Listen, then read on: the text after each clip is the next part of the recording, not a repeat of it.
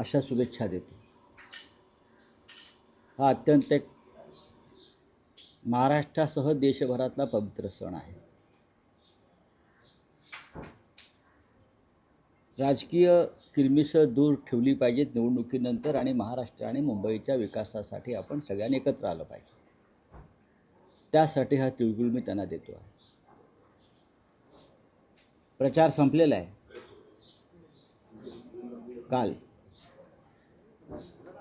पण निवडणूक आयोगानं सत्ताधाऱ्यांना तिळगुळ दिलेला आहे. निवडणूक आयोगानं महाराष्ट्राच्या सत्ताधाऱ्यांना एक वेगळा तिळगुळ दिला. प्रचार संपला तरी तुम्ही प्रचार करू शकता. हे नवीनच आहे. प्रचाराची मुदत संपली तरी तुम्ही प्रचार करू शकता आणि तोही कसा, घराघरात जाऊन. एकदा प्रचार संपला की तो प्रचार संपतो. ही आतापर्यंतची परंपरा होती. आता आधीचे काय नियम आहेत वगैरे ते आता काढतायत हे लोक. पण अचानक या निवडणूक आयोगावर संशय यावा अशा प्रकारचं त्यांनी एक काल भूमिका घेतली की प्रचाराची मुदत संपल्यावरही राजकीय पक्ष आणि उमेदवार घरोघर जाऊन प्रचार करू शकतात. सध्या वातावरण असं आहे की घरोघर पैशाचं वाटप सुरू आहे. पैशाची पाकिटं साडीतून, वृत्तपत्रातून कार्यकर्ते घरोघर जाऊन पैशाच्या पाकिटांचं वाटप सुरू आहे. त्यांना मुभा मिळावी घरोघर जाऊन पैसे वाटण्याची, म्हणून हा नियम, आधीचा नियम मोडून हा नवीन तिळगुळ निवडणूक आयोगाने दिला आहे का अशी मतदारांच्या मनात शंका आहे. त्याचं कारण असं आहे की ठिकठिकाणी पैसे वाटणाऱ्यांना बदललं जात आहे आणि आज दिवसभरामध्ये हे बदलण्याचं नाट्य जास्त प्रमाणात घडू शकेल. कारण जित्याची खोड मेल्याशिवाय जात नाही हे शिंदे गट आणि भाजपच्या बाबतीत मला म्हणायचं. हिंदू मुसलमान आणि पैशाचं वाटप याशिवाय ही निवडणुका जिंकू शकत नाही. यांना कोणताही विचार नाही, फक्त पैशाचं वारेमाप वाटप,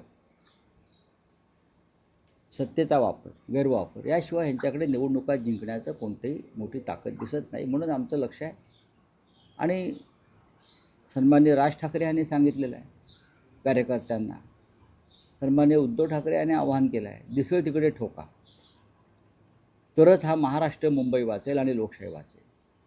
लोकशाहीच्या रक्षणासाठी जर अशा लोकांना ठोकलं तर लोकशाही नावाची जी संस्था आहे ती ठोकणाऱ्यांना आशीर्वाद दे.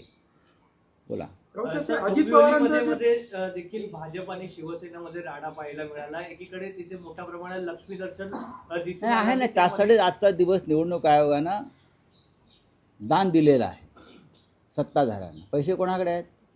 पैसे शिंदे गटाकडे आहेत, भारतीय जनता पक्षाकडे आहेत, अजित पवारांकडे आहेत. हा पैसा येतो कुठून हे अजित पवारांनीच काल सांगितलं. कशा फायली शेकडो कोटीच्या बेकायदेशीरपणे मंजूर करण्यासाठी आल्या.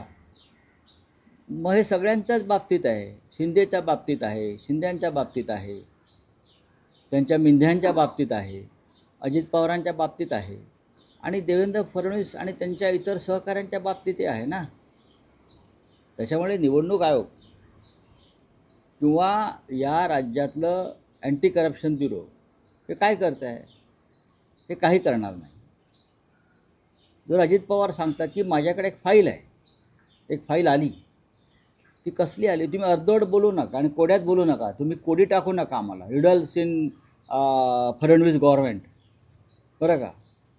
तुम्ही आम्हाला कोडी टाकू नका. तुमच्यात हिंमत आहे तर लोकांसमोर येऊन सांगा. गणेश नाईकांना आमचं आव्हान आहे, कोडी टाकू नका. एकनाथ शिंदे तुरुंगात जातील असं म्हणताय ना, मग कोणत्या कारणासाठी जाते? एकनाथ शिंदेकडे हरामाचा पैसा आणि हरामाचा पैसा वाटतायत असं फडणवीसांच्या सरकारमधले एक मंत्री सांगतात, गणेश नाईकजी. मग तुम्ही उघडपणे सांगा. याला ब्लॅकमेलिंग म्हणतात. माझ्याकडे आहे, बघा बघा मी उघड करीन.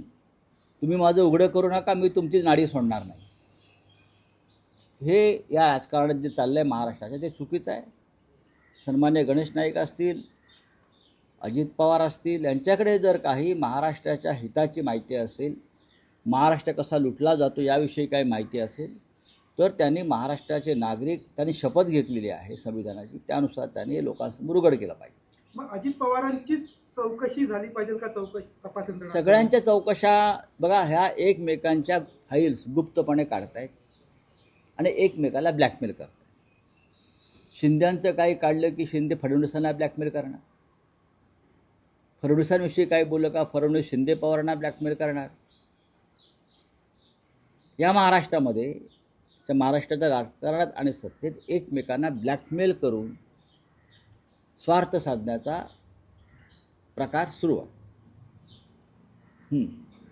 सर, सामनामध्ये तुम्ही सामनामध्ये लेख आलेला आहे की वडापाव जिंदाबाद तोंडात तुम्ही ठेवलेला आहे, रोजगार द्यावा असे तिच्यामध्ये नाही, कसं आहे की देवेंद्र फडणवीस जे आहेत त्यांना महाराष्ट्राचा इतिहास, महाराष्ट्राचा लढा, महाराष्ट्राचा संघर्ष, मराठी माणसाचा त्याग, हिंदू हृदय सम्राट शिवसेना प्रमुख बाळासाहेब ठाकरे यांनी मराठी माणसासाठी केलेलं जीवनभराची तपस्या याच्याविषयी फडणवीसांना माहीत असण्याचं कारण नाही. ते शिवाजी पार्कच्या सभेत थट्टा उडवतात वडापावची, की काय दिलं, वडापावच्या गाड्या दिल्या, आम्ही रोजगार देऊ. किती लोकांना रोजगार दिला? तुमचे 5-25 ठेकेदार भाजपचे कौशल्य विकास योजनेमध्ये जे लाभार्थी आहेत ते सगळे भाजपचे कार्यकर्ते आहेत ना. जय शहाला रोजगार नक्की मिळालेला आहे, अनुराग ठाकूरच्या भावाला रोजगार नक्की मिळालेला आहे, पण तुम्ही किती रोजगार दिला? शिवसेना प्रमुख बाळासाहेब ठाकरेंनी 60 वर्षापूर्वी 65 वर्षापूर्वी तरुणांना सांगितलं नोकऱ्या मिळत नसतील, आत्ता या क्षणी आपला संघर्ष सुरू आहे, तर वडापावाच्या गाड्या लावा आणि अर्थार्जन करा, रिकामे बसू नका. पुढे हाच वडापावचा उद्योग मुंबई नव्हे, महाराष्ट्र नव्हे, देश नव्हे, तर न्यूयॉर्क, जर्मनी, जगभरात गेला वडापाव. माहिती आहे का तुम्हाला? जगभरात वडापाव मिळतो आज. हा मराठी याचा अभिमान वाटला पाहिजे. आणि मोठी आर्थिक उलाढाल या माध्यमातून मराठी तरुणांनी केली.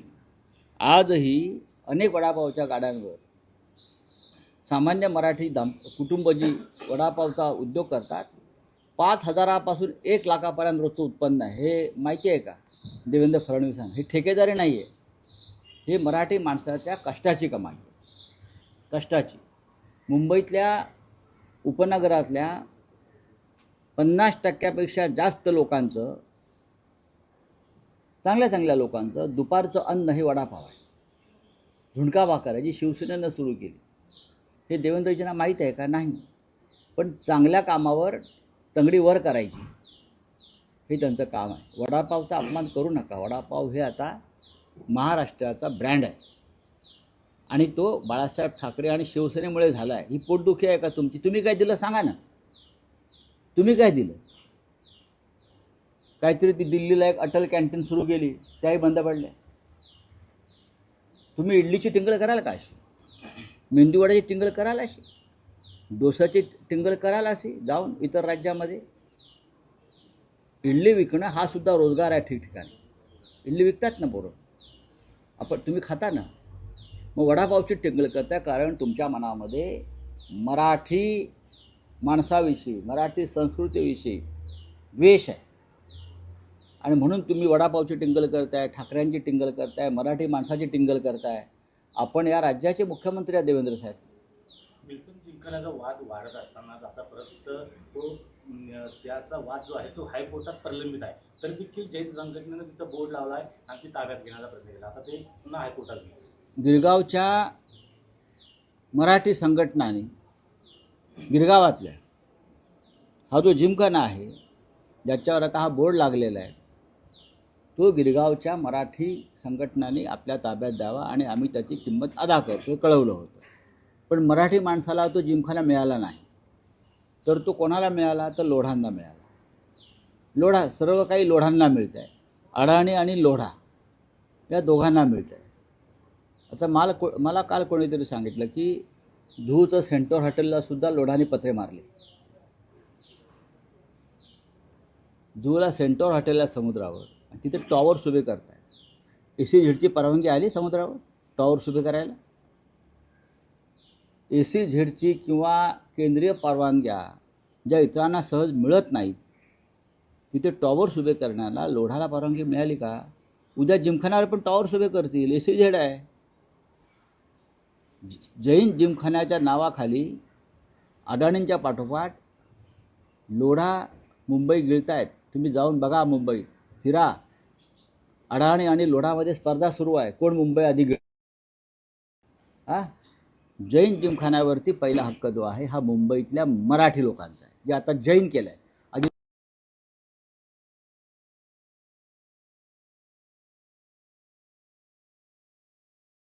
पहिला मराठी संस्थांना द्यायला पाहिजे. का देत नाहीत? देवेंद्र फडणवीस कशाकरता वाद करतायत? मतांसाठी. तुम्ही स्वतःहून हे भूखंड वाचवायला पाहिजेत आणि मराठी माणसांच्या ताब्यात त्या संस्था द्यायला पाहिजेत. चला, थँक्यू. हा, बोल. मला माहिती नाही, बोला, बोला. बनर्जी ने इलेक्शन कमीशन पर आरोप लगाया है कि पश्चिम बंगाल में से 54 लाख जो जेन्युइन वोटर्स है उनके नाम डिलीट किए गए हैं बिना उन्हें खुद को प्रूफ करने का चांस दिए. देखिए, बिहार में लगभग 60 लाख के आसपास नाम कट कर गए. बिहार में, महाराष्ट्र में भी यही हो गया है. उत्तर प्रदेश में लगभग 1.25 करोड़ नाम वोटर लिस्ट से काटने का काम जोर से चल रहा है उत्तर प्रदेश में. वहाँ भी चुनाव हो गए आने वाले. और पश्चिम बंगाल का आंकड़ा कितना दिया आपने? 54 लाख. एक राज्य में 54 लाख वोटर्स का नाम काटना, ये निर्णय बदलने में सक्षमता रखते हैं. बात ऐसी है, भारतीय जनता पार्टी सीधे तरीके से कभी चुनाव नहीं लड़ेगी. पश्चिम बंगाल में हिंदू मुसलमान फेल हो गया है. पश्चिम बंगाल में अब हिंदू मुसलमान नहीं, ईडी और तृणमूल कांग्रेस का मुद्दा चलेगा. और इसीलिए ये लगभग 60 लाख वोट काटने की साजिश भारतीय जनता पार्टी ने की है. लेकिन फिर भी ममता दीदी भारी बहुमत से जीतेगी. ठीक है, चलो, थैंक यू. इलेक्शन कमीशन 5 बजे के बाद ही प्रचार कर सकते हैं, ऐसा बता रहा है. इस पर क्या कहना है? 5 बजे के बाद नहीं, कल प्रचार बंद हो गया है. नियम और कानून और कोड ऑफ कंडक्ट अगर आप देखें तो कल प्रचार बंद हो गया. लेकिन कल अचानक महाराष्ट्र का चुनाव आयोग ने कहा कि भाई आप लोग प्रचार बंद होने के बाद भी घर घर जाकर प्रचार कर सकते हैं, डोर टू डोर कैंपेन आप कर सकते हैं. ये कौन सा नियम है?